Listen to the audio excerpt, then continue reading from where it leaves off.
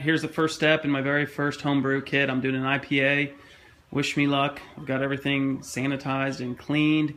I'm getting ready to steep the grains, get the water up to about 150 to 165 degrees, and then we'll check back in once I get that grains starting to be steeped. All right, I'm waiting for that water to get up to 150 to 165 degrees. Here are all the ingredients. The upper left are the grains. Those are going to go in the bag and steep for about, I think it's about 20 minutes. I'll have to look at my cheat sheet.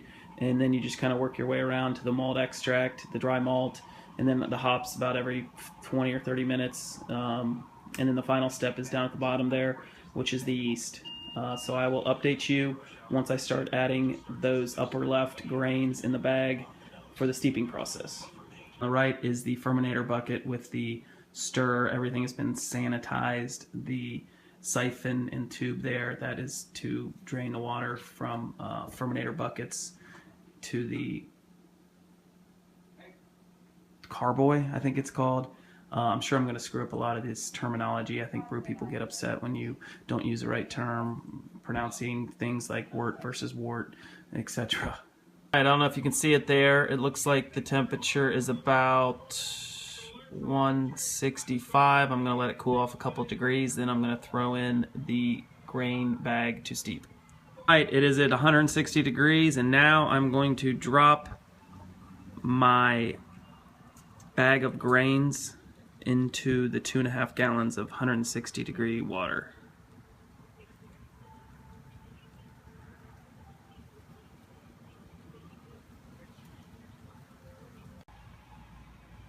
Okay, the steep bag is in there. I'm going to set the timer now for 20 minutes. Okay, I've got about 5 minutes left of this 20-minute steeping process. It is maintaining at about 160 degrees. The SEC Championship's about to kick off, and Alabama's about to get their butts kicked. But anyhow, I'm so excited I could barely contain myself. I just want to start drinking this right now. All right, you can't really see it here, but the wort is now boiling. I'm going to add this dry malt extract and then the liquid malt extract. JJ Watt had more touchdowns than the pool. All right, now I'm adding the second container of malt extract.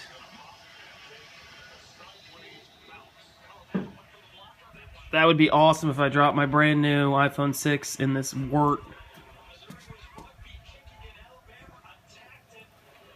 Notice I've got 3 hands. I can pour, videotape, and stir at the same time. All right, I'm adding my first set of hops. I have to do this every 30 minutes for a total of 3. And I just smelled this. It smells exactly like an IPA. This is the Cascade. I'm going to add this, set the timer for 30 minutes, and add the next one.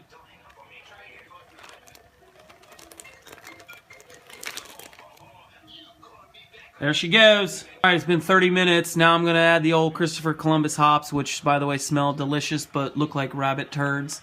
We're going to let these boil for 30 minutes and then add the last set of hops.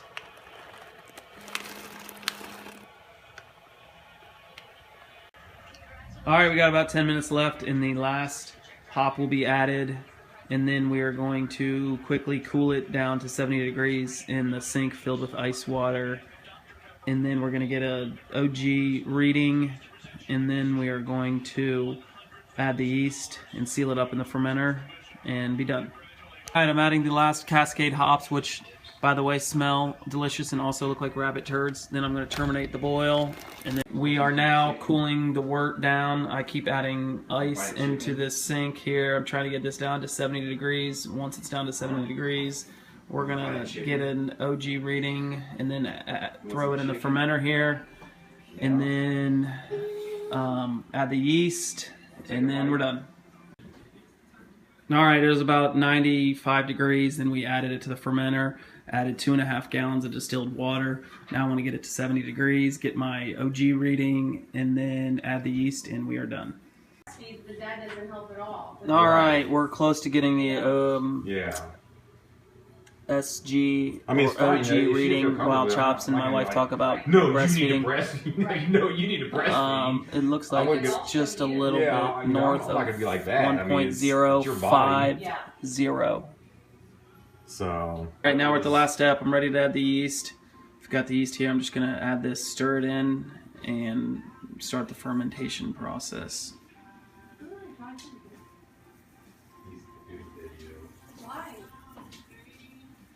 Why are you doing a video?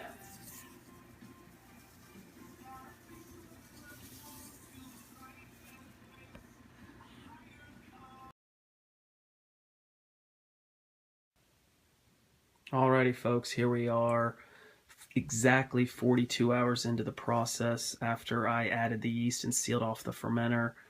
I put this thing on here called an airlock. I guess it's very important. It serves two purposes. It bubbles, which shows that it's letting carbon dioxide out, which it has yet to start doing. Hopefully it happens in the next 6 to 8 hours. And the other purpose is to keep things like air and bacteria from entering the bucket. My understanding is what the yeast does is what actually creates the alcohol. It eats the sugar and thus creating alcohol. So I guess that's what this process is doing for the week or so that we leave it in this fermenter bucket.